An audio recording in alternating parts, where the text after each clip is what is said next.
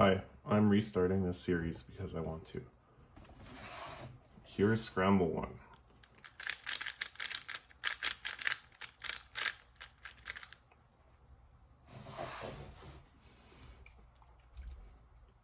Okay, so corners, boom, boom, boom, here.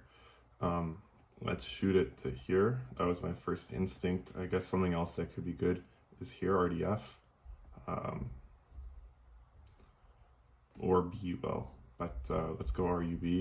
Then we have this thing. So, where are we at? And then, so we go back here, and then we have this like twisted 2 swap. And so you could shoot here, here, and here, and let's put memo that way. So we have, in my letter scheme, WE, UJ, NJ, LX, V. And what we're gonna do is, this is something that's actually seeable in a real solve, but since we have this that forms a 2 swap, we know that we could just leave this and skip over that that letter pair, and instead of breaking there, break here and finish that off.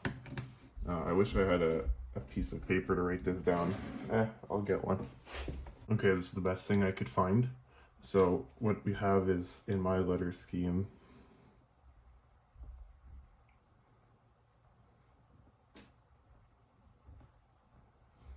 what we notice is this is somewhat of a it's a sandwich, but with one target.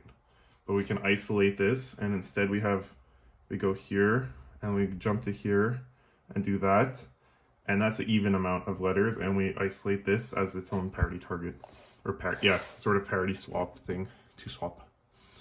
And then we have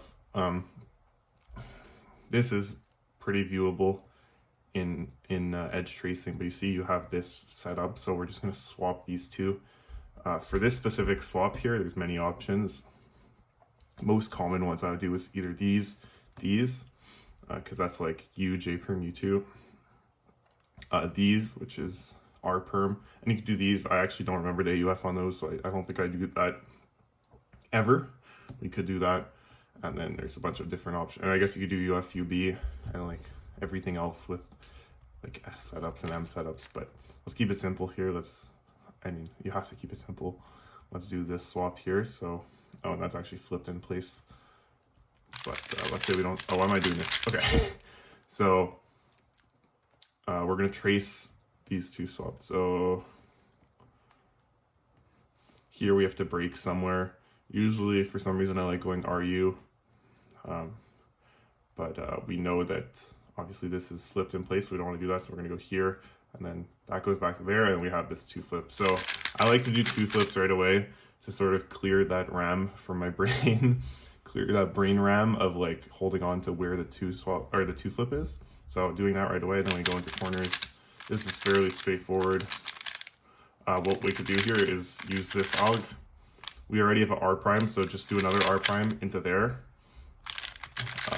One more time. Okay, was that the correct direction? That was not the correct direction. Okay, R2F, that sets up into the 4 mover, which is really nice. There's different ways of doing that. You could do the lefty version, which I guess here you could also do that.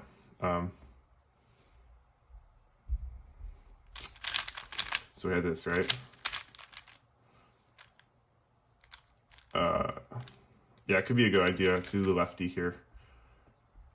That's probably better, and there's also E prime into that. So I use probably this R2F one the most, and then the E prime. I don't like lefty here because for some reason I always lock it up, but I think the correct decision here, as long as you don't M flick this or do this type of M thing, probably the lefty thing. Yeah, another way you could see it is that the M prime sort of sets up this one, whatever. Anyway, that's probably a good decision. Now we're going to do the corner thing I was talking about. This is nice because we already have our sort of R minus grip. Here, this is like RU prime, this one.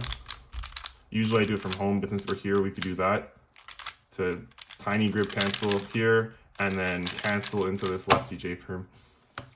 Alternative way of doing that would be like this, but here we have it set up nicely, so might as well, right? So that was a pretty cool solve one.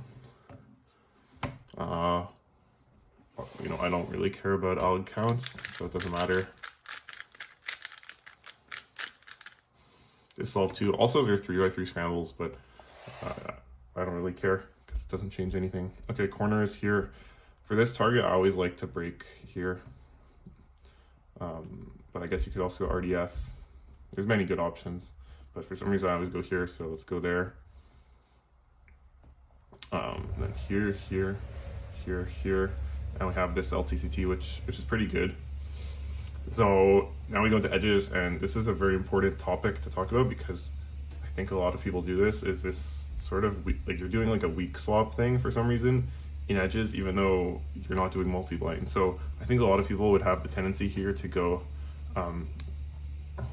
RU, LF, just because, oh, this is like RU, but no, this is actually your flipped buffer if you're in pseudo swap terms. So people would have tendency to go like that, and honestly that is a pretty good comb here, but what I suggest do is forget about that and pick the best cycle break. So try to look for a good sort of color pattern that would force a good comb. So here we see that this going here is a pretty good comb, so we'll take that. Even though doing this fake weak swap, this comb is actually pretty good. So let's do that. The URFL. Keep going. Now we reach what is supposed to be RU, so we have to put it there. And we have the option in between going UL and LU. Personally, I really like this comb, but this one's obviously pretty fast as well, so let's go there. So there, and then here, here, here, and then that completes everything. And those are some pretty good cases. So here, like that, we cancel the R prime, like that. I think you see, you could cancel into it, but it's awkward. And I mean, I said this on stream recently a couple times, but cancels where you have like R2 and then R don't tend to be the best, and sometimes they're not even worth doing. Okay, that comp, this one, that's all pretty standard. You can just slow it down if you had any issues. Now we're gonna go into here. Here, there's always two options. You could do F, I mean you could do F wide as well, or you could do D prime, R prime. So we're on top here, so I'd probably do D prime so that while I'm doing the D prime I could move my hand down. This is not something necessarily I'm consciously thinking about. It's more instinct. So what do we have? We had this. So D prime, and this cancels into this one, and then this LTCT is actually really good. Let's do that again, slowly. Yeah, there we go. That was a pretty good solve too. Let's do this last one.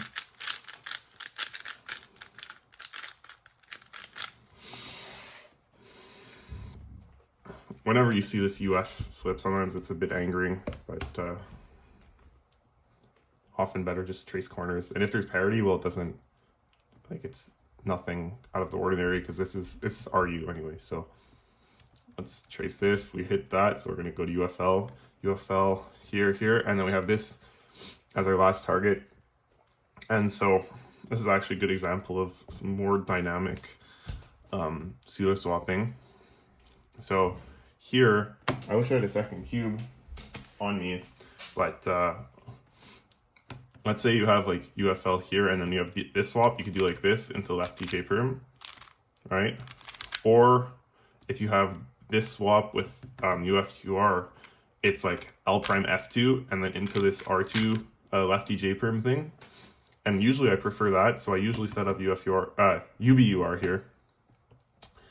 But what I'm gonna do instead here is, because I mean this is solved, that's not easily, you can't easily see that if you're just like looking around like this, because you have to look in the back. But let's say we did do this swap, this would be flipped, which would be annoying. Not the worst thing in the world because maybe there's a flip somewhere else, But what I would do here is I would say, okay, I'm just going to take this UF-UL one, so at least I can solve this sort of annoying thing. So I can solve this into LEU, and as a consequence, which is kind of nice, this remains solved, so you don't have to pseudo swap this. So choosing a pseudo swap here is less about, I would say it's more about like avoiding something annoying and maximizing solved pieces, but in a more dynamic way. So here, what I would see is this could be either UB, UR, or UL if we're not looking at stickers, or if we don't look at the back, because we just see this yellows. We know UF is here, but this could be any of these three pieces. So I wouldn't really, doing this would waste some time. So I think it'd be better just to shoot this right away. And then we're going to keep going here. So here, and then we reach this flip, which is annoying. So let's break here. Okay, and then we have a FR float. Yeah. In the case that this was not flipped, then you could just, since we're nearing the end of solve, you could see, like, let's say this is flipped, then you could see it's a floating UR cycle and do that and then do this visually. But anyway, we're getting a bit complicated here. This next one, we're going to go here. This is our new pseudo buffer. So we're going to shoot it here. Remember that since we're shooting it here flipped, the buffer sticker is going to be here. So we're going to do that. And yeah, I kind of went through that solve while doing the Alex, but I'd probably do this UR cycle first, just because, FR cycle first, just because you would do it visually and get it out of the way right away like that. Next here, home grip, I would do like that. Often I like to do this with U2s because, I don't know, it just feels better. But here we'll do that because anyway, you're going to cancel into this lefty one. And yeah, so those were three pretty good solves. I was worried going into this that they would be freaking boring and it would just be pure UF-UR, but there's a lot of, pure UF-UFR, but there's a lot of stuff to take out of this. So I'm happy about that.